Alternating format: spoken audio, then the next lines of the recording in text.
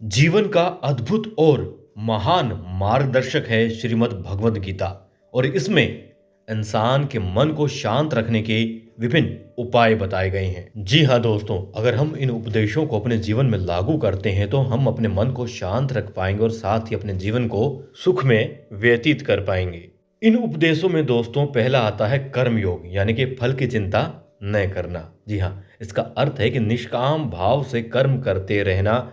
जब हम फल की चिंता किए बिना अपना कार्य करते हैं तो हमारा मन शांत रहता है और हम तनाव मुक्त हो जाते हैं। अब दोस्तों आता है निष्काम कर्म, यानी स्वार्थ त्याग कर कर्म करना। जब हम किसी भी काम को केवल इसलिए करते हैं क्योंकि वह करना हमारा कर्तव्य है तो हमारा मन शांत रहता है। तो दोस्तों हमें मन को अशांत करने वाले स्वार्थ से दूर रहना है और अपने जीवन में दुख को नहीं लाना है।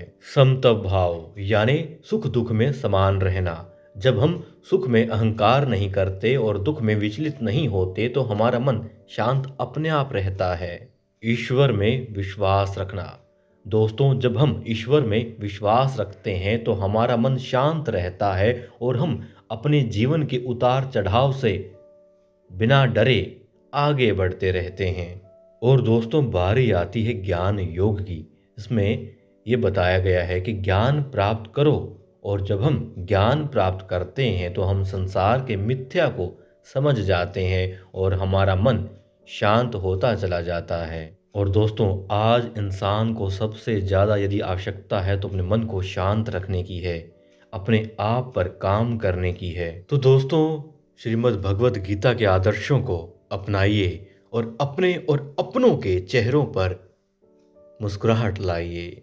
फिर मिलते हैं। स्वस्थ रहिए, मस्त रहिए, अपनों के साथ में व्यस्त रहिए।